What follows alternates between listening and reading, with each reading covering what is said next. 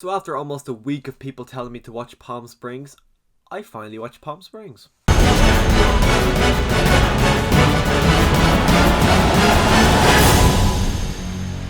So Palm Springs is of course a time loop movie, and before I give my thoughts, make sure you let me know your thoughts on the movie in the comments section down below. But anyways, let's talk about the stuff I actually really enjoyed. And right off the bat, the great stuff about this movie is our two leads. Of course, you do have Andy Samberg, Brooklyn Nine-Nine, and then actually the actress's name, but she plays the mother in How I Met Your Mother, and the chemistry between these two is so organic. Like literally from the first scene, they don't even talk to each other. As soon as they link eyes, you can feel the chemistry, and it just works really well. Which I was actually kind of surprised by how good the chemistry works. I didn't know who the love interest was in this until the actual movie started playing up.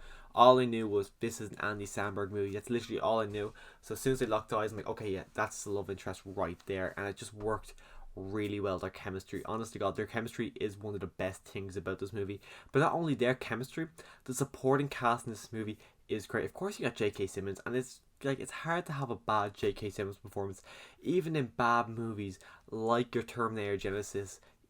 He's a good actor. He's a great actor in almost everything he does, so it's really hard for him to do a bad movie. And as well, I've never seen Riverdale, but I know one of the main leads is in this movie because she's kind of got a distinct face and she stood out straight away. Of course, then you also got the groom who is Superman and Supergirl. Again, I've never seen Supergirl, but I know he is Superman on that show, so this was kind of my introduction to him as an actor. So other than that, the supporting cast, there isn't really anyone else really noticeable. Actually, no, there is someone else who I think played. He was in How I Met Your Mother as well. I can't remember who he was, but he stood out very distinctly for me, which was the bride's father. Other than that, none of the cast really stood out to me. Actually, supporting cast. But on the other positives, I'm actually a fan of these kind of rinse and repeat, same day over and over again. Of course, you have the classic Groundhog Day. You also have the Happy Death Day series, which I'm a massive fan of. I've got both of them on Blu-ray, and I think they're at the moment, they're actually really working towards getting a part 3, which I really hope because I like that franchise a lot. And just the time loop movies in general, just I'm a massive fan of them, and the fact that this movie takes it and it's also a rom-com, I think works really well because, as I said, the two main leads have such great chemistry in this movie. It just, and you see day in day out, you see them like they're friends, and you see them slowly starting to fall in love.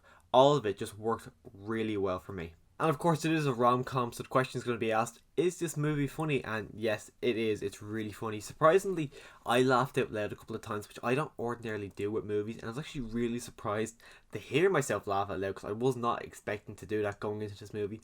But there was many times, especially with Andy Samberg and J.K. Simmons' relationship, a lot of their relationship made me laugh out loud. And in general, Andy Samberg, a lot of his scenes did make me laugh out loud, which honestly was a real pleasant surprise because I really was not expecting to laugh out loud. Now, I did have a few problems with the movie.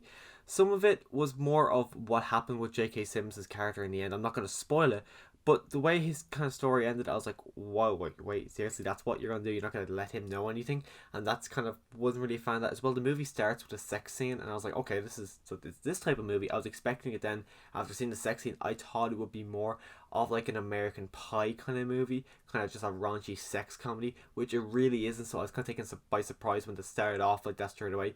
Didn't actually end like that. It didn't go like that at all. I was just really surprised with how the movie started, and it's not really a complaint. I was just kind of surprised. So I just wanted to share my thoughts that I was actually surprised with how this movie started because this is not how I was expecting this movie to start whatsoever. So Palm Springs definitely is not the best movie of the year, but I would say it's right up there, and it is one of them. I'm definitely going to rewatch this throughout the year. I'm praying now it does get a release on Blu-ray here now, because we don't have Hulu. I'm assuming we might get a Blu-ray release. I'm really hoping so, because I would love to actually have easy access to watching this movie, because I will watch this movie again, because I'm actually excited to watch it again, because I did think it was really funny and a really massively pleasant surprise. So if you have seen Palm Springs, let me know your thoughts on the movie in the comment section down below. Click the subscribe button as well so you can see more content from me in the future.